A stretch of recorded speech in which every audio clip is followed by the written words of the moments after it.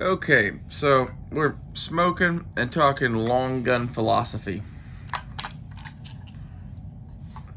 I think this is an appropriate discussion to have now because I am currently in like the process of mixing shit up on these two for keeps. I've been playing with it for like months now. I'm slow to change shit. And I've kind of had a plan for this rifle, and I needed to make decisions on shit for it, and I needed to go make money to do some of those changes anyway, so, you know, it is what it is. But from here on out, I'm kind of treating this like it's a DMR, SPR hunting rifle kind of a thing. And I'm going to do a 20-inch barrel, and I put a bipod on it. 1 second. Sorry. Cat, what are you doing? Welcome to the show. Me blowing my nose and fucking talking to the cat. But for the overall philosophy of it, this is where I'm at. So, you need to have a 22. This needs to be a small game rifle, and in my opinion, like, once you're like, hey, what small game rifle should I get?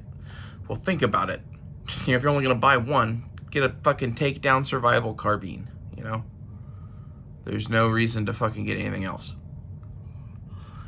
You can pick which one to get. The Marlin Papoose is fine. This is the Savage Model 64 takedown, highly modified. I like it.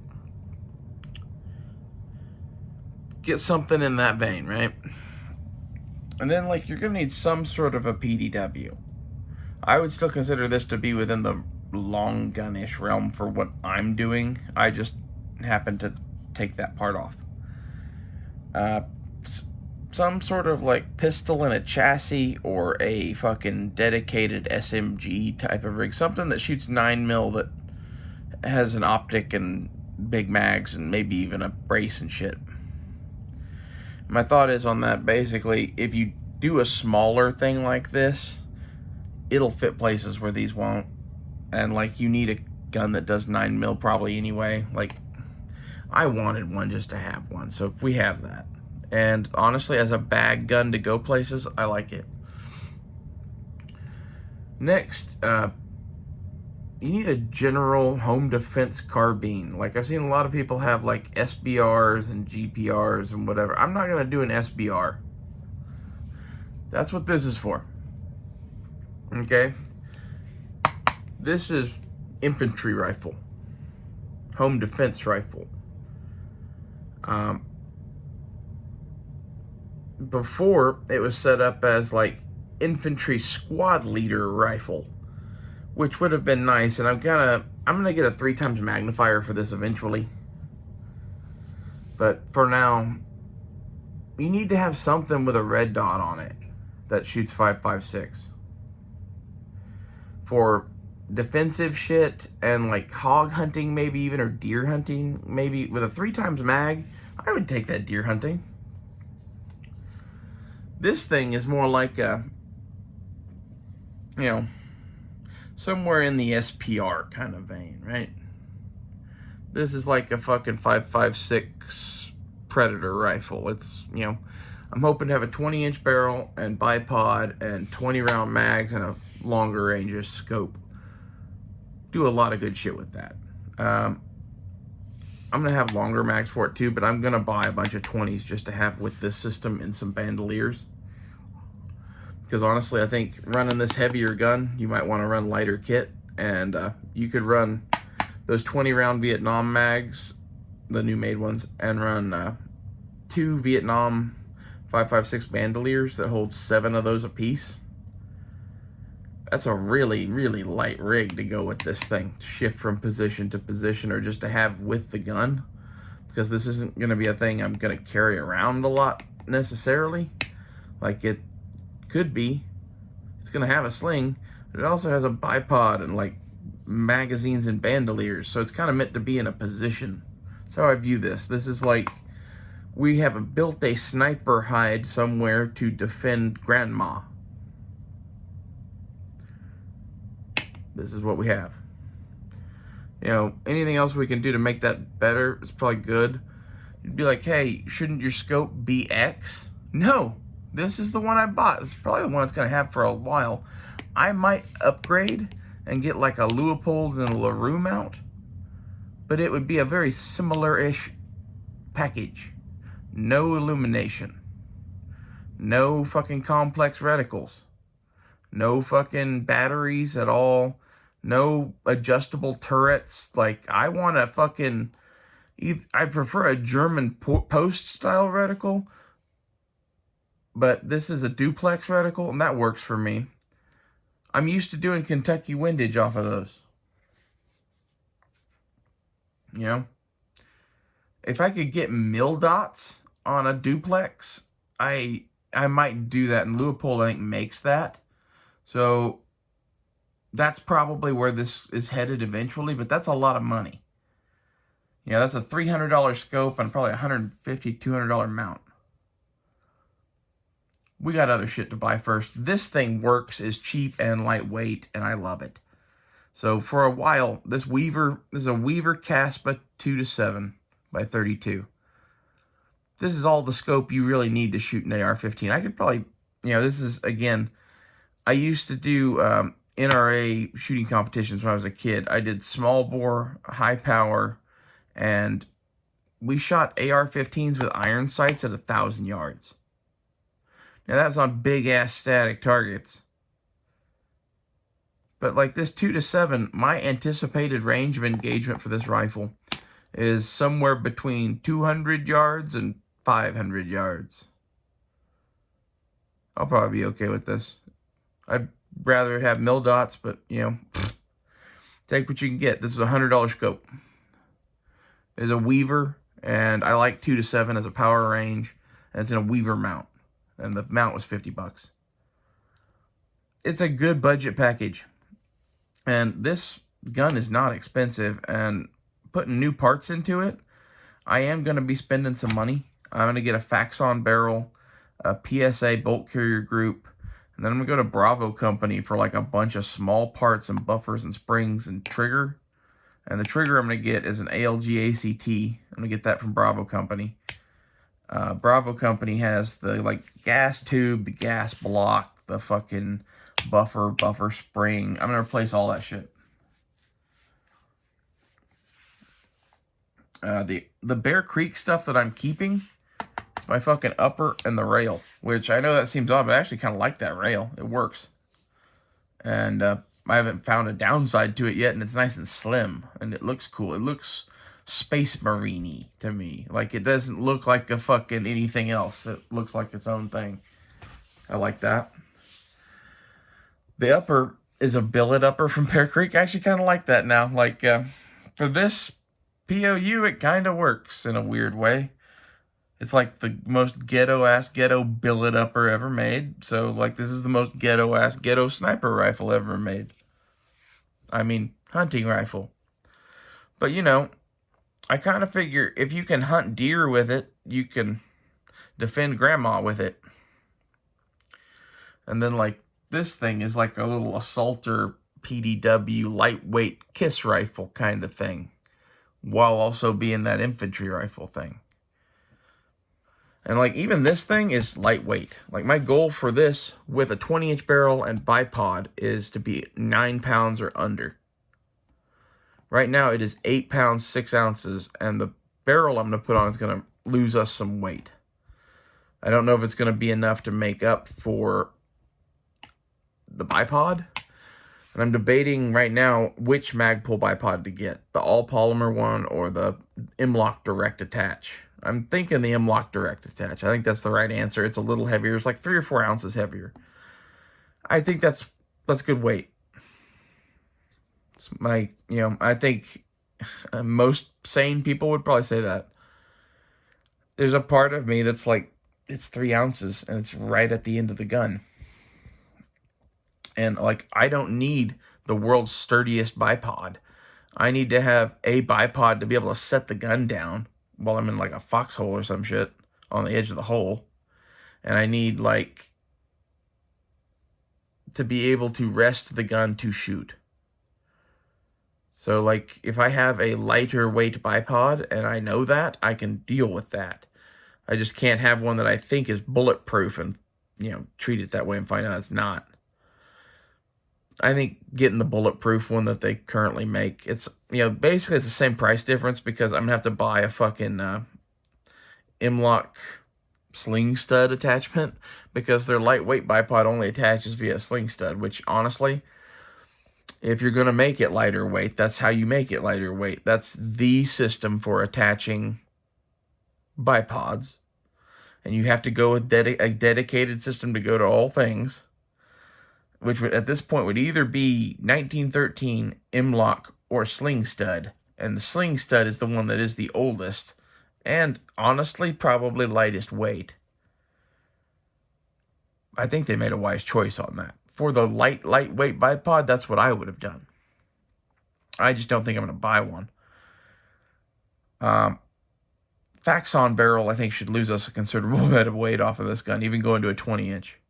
It's not that much longer, and it's considerably thinner. The barrel on this thing is like a straight, what is it, .750? So it's not even government profile. It's heavier than like M16A2 barrels. Which, probably means this thing shoots pretty good as is.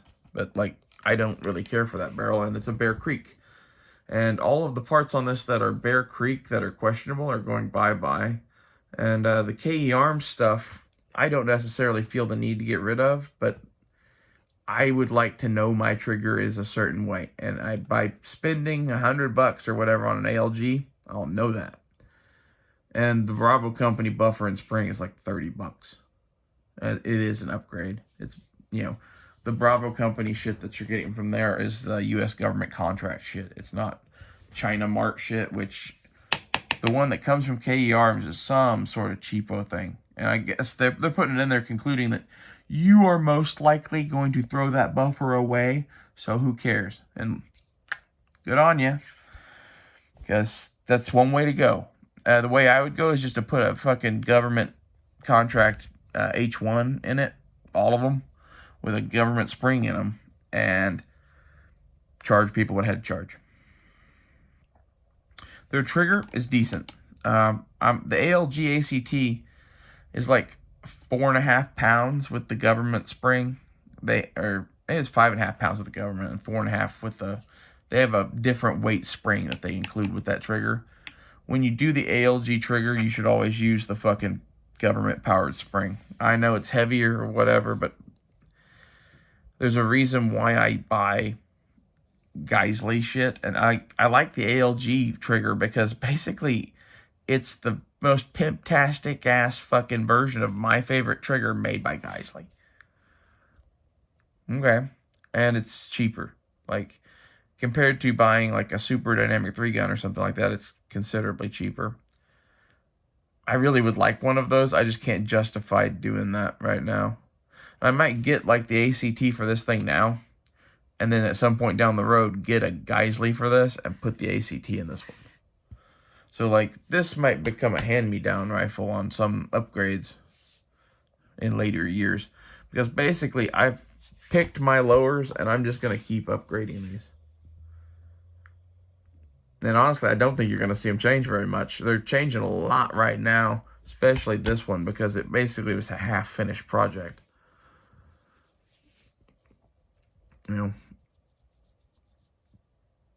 The Loki rifle there, I think about repainting, but I kind of dig that paint job too. And again, as an assaulter home defense rifle, I think it's a fine paint job. You'll notice the Urban fucking sniper gun. I think this camo pattern is going to be very effective. It's very, very Tulsa.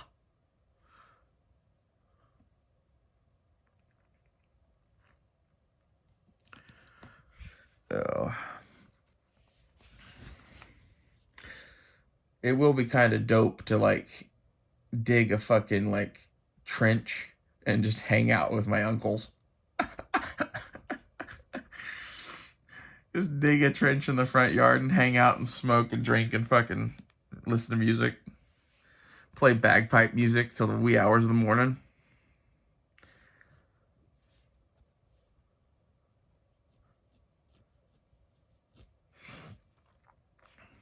So we're playing for the end of the world. We're going to entrench.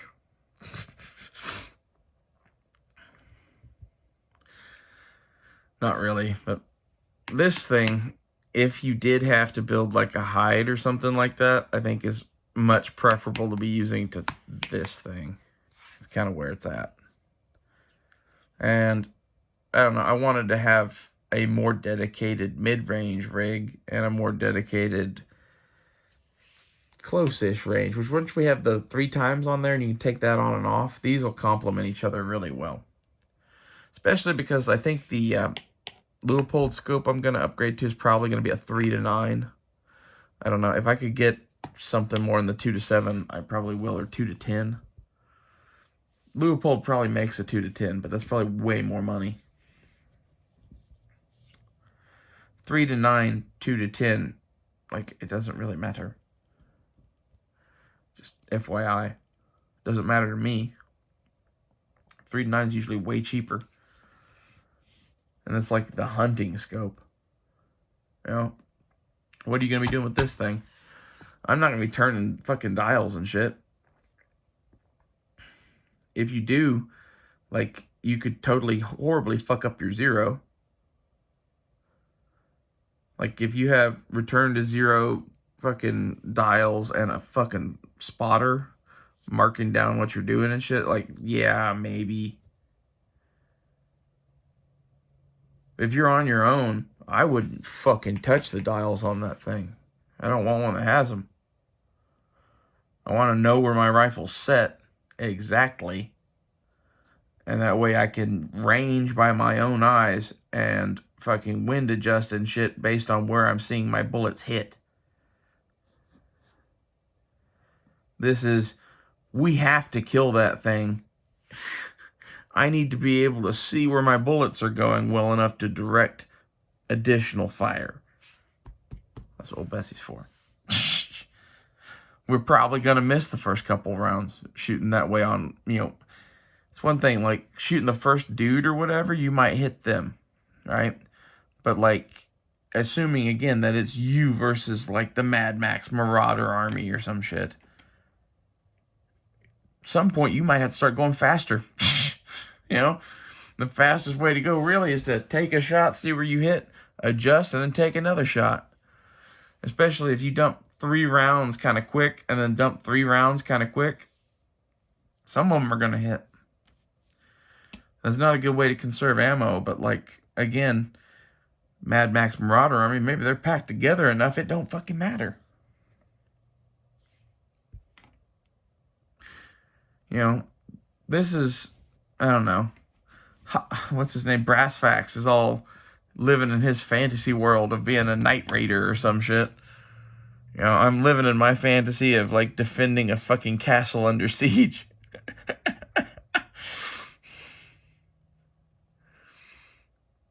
I don't know which is right.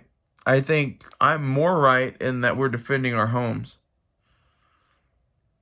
And, like, this is a highly mobile, highly capable platform. And this is basically why I didn't keep the FAL. I thought about it.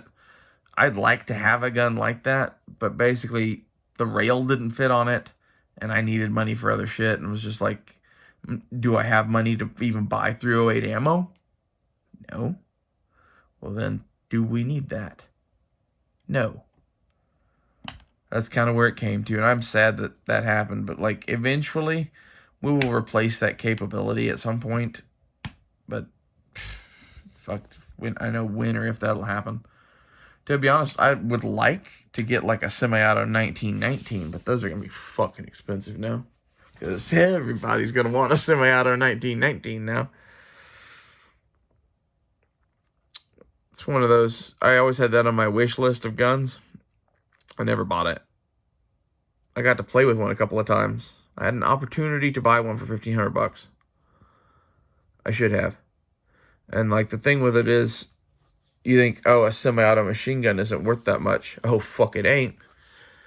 1919, either vehicle mounted or on its tripod in a sandbag bunker, is a force to be reckoned with, even in semi-auto, especially with those Gatling gun cranks they got on them. And the thing you should get moving around the end of the world is that's a thing that people have. I've sold many of those myself.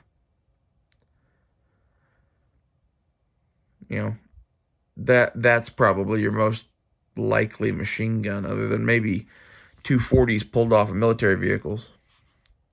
Assuming this goes into full Mad Max Marauder collapse, because that's more fun to plan for than whatever the fuck it is we're doing. But I'm kind of wanting to have like a set of guns for life. And like, this is a coyote rifle. This is a deer and hog rifle. This is like a rabbit rifle. And like, this is the ghetto blaster. Because, you know, sometimes you have to go to town to get groceries. I'm like, you shouldn't fuck with Ray Ray while she gets groceries.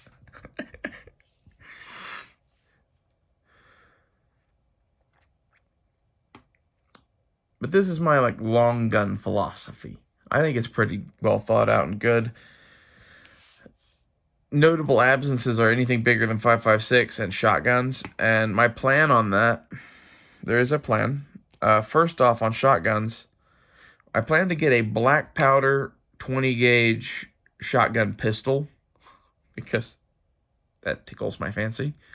A single shot 12 gauge H&R, and a Mossberg 500 with a 18-inch barrel and like a 26-inch barrel. For things bigger than 5.56 eventually, I would like to find a rifle in 30-06. Or maybe 308 if I'm getting a semi-auto 308. And go back and forth on that. But some sort of 30 caliber round. And if we're going with a semi-auto eventually to have a fucking like FAL type of thing on a bipod with drum mags, well, then I guess the hunting rifle's going to have to probably be 308, because I want ammo commonality and shit. My thought with the 30-06, though, is M2 AP is an available load. Ergo, 30-06 is still very combat viable, because it is our most effective thing at going through things. Sometimes having a rifle that shoots one bullet that is a fucking lightsaber through shit is handy. Let's put it that way.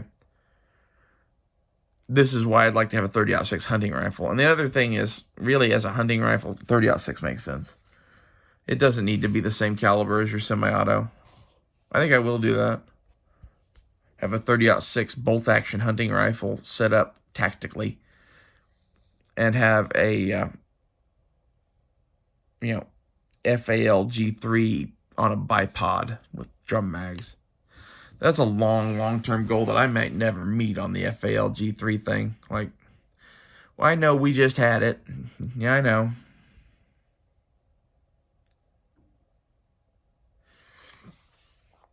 It wasn't the right gun, and I needed other shit. I ended up spending that money on car shit and food. And a scimitar, because I made the adult decision.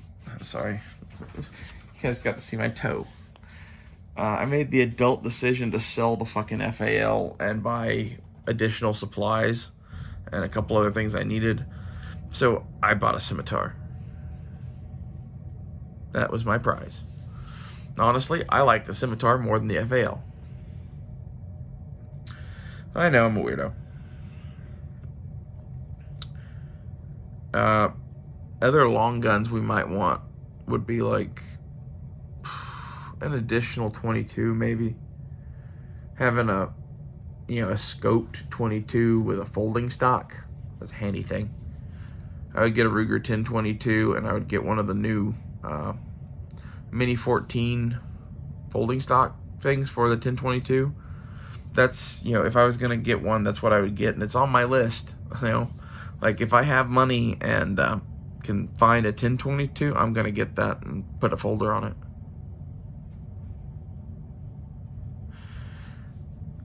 For something like that, my thought is, you can get it cheaper just going and finding it at the gun show. And you can skip the whole 4473 bullshit. Because fuck the government. At this point, I'm never going to do another 4473. And I'm never going to register my guns. I'm an outlaw probably by now. So look at this. These are outlaw guns. Welcome to the 21st century. Our new American West that they've decided to create. The robber barons are coming for our cattle and we gotta defend them. Basically what's going on. But the robber barons are Jeff Bezos and fucking Elon Musk. And fucking that little dipshit that runs Facebook. You know, the weaselly looking guy.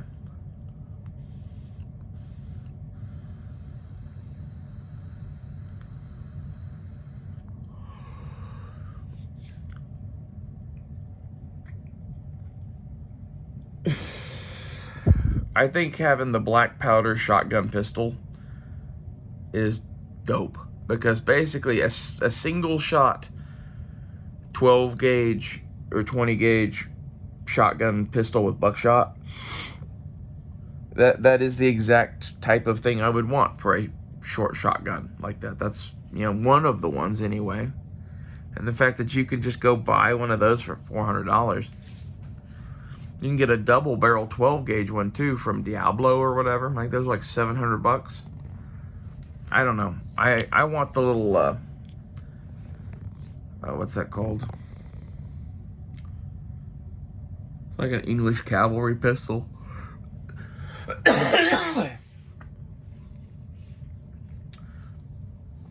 It's smoothbore and 20 gauge, and it's made by Veteran Arms. It's pretty dope. It's like the 1853 English something. That's what I plan to buy for that. I know that's like a niche thing that like most people probably wouldn't get.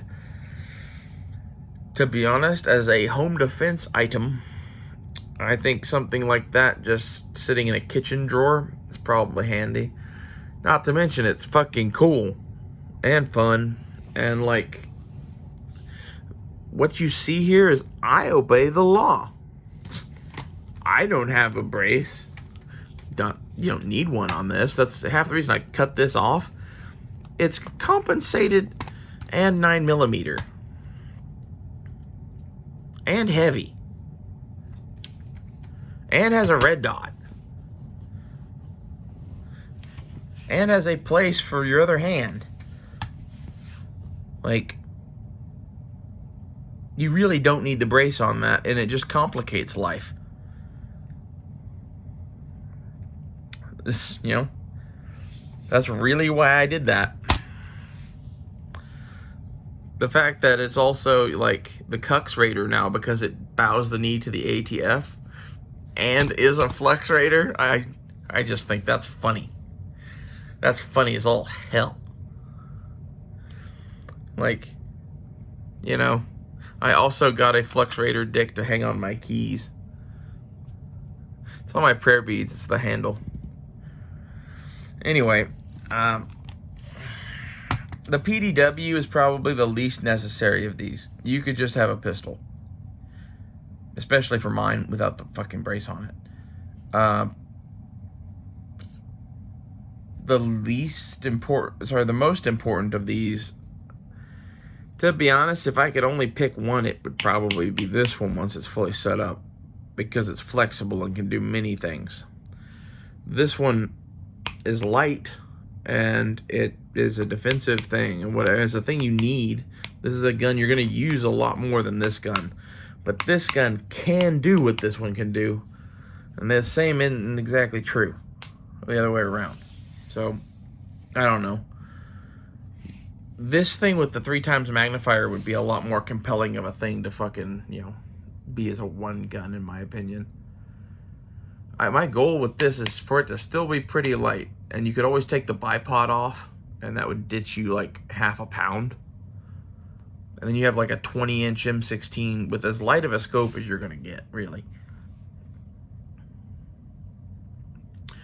Well, I hope someone has enjoyed Long Gun Philosophy. That's, big thanks to Nut and Fancy, Brass Facts, Hoplophile, and Risky Christie.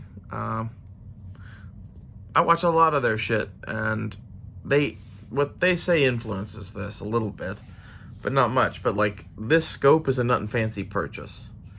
This red dot I basically found on my own, just looking at the Holosun catalog and concluding that was the one I wanted to buy. The same way Hoplophile did, and I think it's funny that both of us say that this is the red dot to buy. If both of us say that, you should go buy a Holosun 403R. As far as budget shit goes, I've got 2 of them here. Non-budget shit, that's a whole different conversation, right?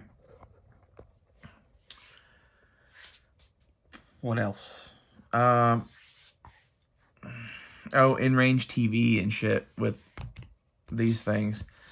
To be honest, I was experimenting alongside before they fucking even made those videos. I had a Cav Arms lower, and I was building a lightweight build with it, and I was putting a carbon fiber float rail on it from Troy Industries so that I could have iron sights. So, chicken or the egg or whatever, you can go back and find videos of that gun more than likely somewhere. I don't know. I've got pictures of it. It had a Mandalorian skull on it too.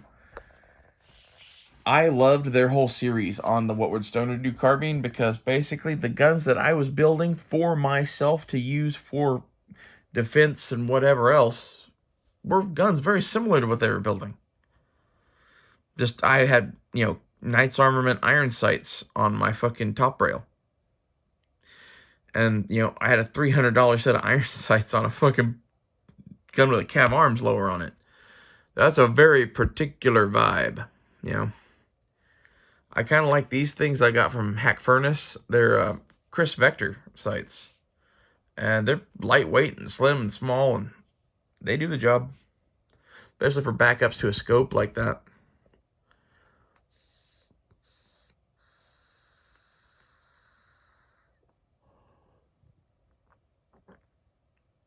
The gun community sewing circle of people modifying guns that all watch each other, I think is pretty fucking cool. I don't know if any of these people watch me or not, but I watch all of them, and I know Sinestro Rifleman watches me. I'm not going to go into that. I'm going to try to, I'm just assuming that he's into me, and now I'm going to try to get me that KE Arms money. I'm a gold digger. I'm a lesbian, really. That's, I'm both.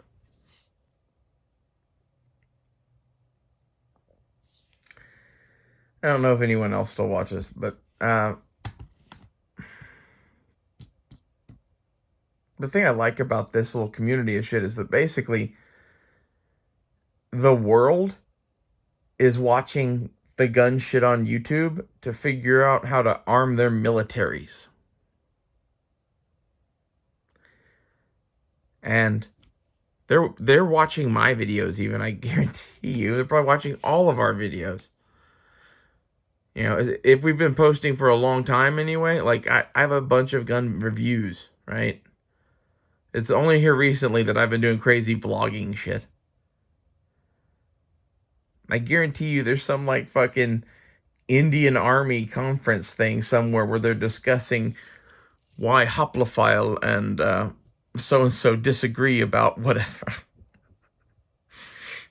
A lot of people don't get how isolated the rest of the world is from fucking gun knowledge. Well, we have a monopoly on that shit. And I think you're going to see guns like the What Would Stoner Do carbine be the predominant rifles of this next era. People are going to copy them. You're going to see this lower copied someplace. Guarantee you that. It's too good of a fucking design. And it's open source and whatever, and it's not that hard to figure out. I guess, the injection molding shit might be, but, China does injection molding. India could probably figure it out or buy it from the Chinese. Like, the Indian army is the ones that I know are watching fucking shit on YouTube. Howdy, boys. They're going to end up fucking building guns like this somehow. They've already built a fucking submachine gun for their own army. They get that they're going to need to build their own guns because there might not be a West. No. The whole arms market is just dominated by, like, Germany and America. Belgium. Maybe Japan. Japan is like, they don't make guns. They make weapons, you know. It's kind of like us. We make planes. We make planes and bombs and shit, and they make some of that shit too. Robots. The robotic armies of Japan are going to be unreal. That's why I serve the Emperor. All hail Japan. They're going to conquer all eventually. That's somewhat, like, I hate to say that, but I think it's somewhat true. Like, this is the thing I think no one really is talking about, is that Japan is just boiling over with people and obsessed with war. And it's not going to take much of a push to get them to go fucking crazy in Asia again. Look at what they did in the 1930s and 40s. What if we give them the green light to fight Russia, which we're going to, when this shit goes? Like, the Russo-Japanese War was just a fucking, like, warm-up for what's to come for them from there. And it's going to be American and Japanese and Korean forces mixed, probably going at them, because, like, in that area, basically the Korean, Japanese, and American forces, and Australian even in that area, are like one thing. You know, they know that they're going to have to fight China. Anyway, I hope that my thoughts on the whole deal affect what you do.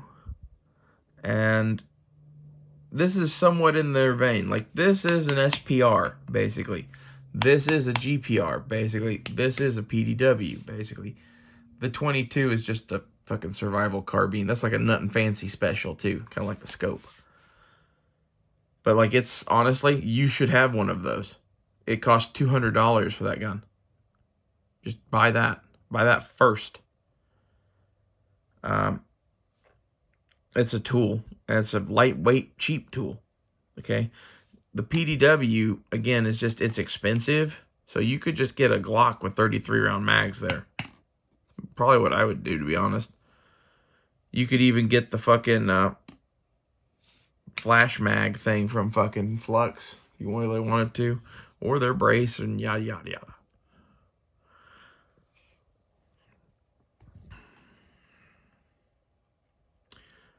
Well, I think that's about it. I will say that the scope and rig for the 30-06. One more thing about that. I think I would go with a 1-10. I know that seems like crazy or whatever. Like, should do something other than that. But, like, I want a laser beam Death that has close range capabilities and distance capabilities. With, you know, steel rounds. This is like for robots and, like, I want an anti-materiel rifle. That's what I want. So, 1-10, or maybe like an EOTech with a magnifier even, like, or maybe one of those EOTech fucking scopes. Those are fucking dope. I don't know. That's my thoughts on that 30-06 though, is that you want something that, like, does 1-10. But that's, you know, I think that's really like the best range. Like, you'd be like, well, why not put a 1-10 on this? Well, on that 30-06, I'm willing to put up with the weirdness of the 1x. On this thing, if I wanted 1x, I would put a fucking red dot on it. Which, you know, honestly, you could say the same thing about the 06, but, like, I don't know. You'd have to go top mounted fucking red dot then, which is a way to go. And like we could do that on this rifle, but it has enough weight already. It's gonna be heavy. Does it really need to have a fucking little red dot battery thing? Or sorry, red dot scope that's like battery operated? Probably not. That's kind of like, this is an end of the world rifle. You know, I'd rather have a scope that doesn't have the fucking electronic vulnerabilities and issues of that. It's like, here's my thing, is with what's going to be going on, your scope could get fried to the point to where your scope is non-functional now. I know that's something that's, you don't think about that or whatever, but like, it has batteries and shit built into the side of it with some of the stuff that they could be putting out weapon-wise. Yeah, the circuits and shit will literally like light on fire. Explode. Now, you'd have to be kind of close for that shit to happen. But like, you know, I don't know. Not to mention the fact that it could run out of batteries or break or whatever, and then like, who's to say that it doesn't break in such a way that now your scope doesn't work? I like, you know, heavy is reliable, or simple is reliable. You know, that's, you know, for the red dot, we have backup iron sight. Okay, we're willing to put up with battery operated because of the fucking nature of backup iron sight on that.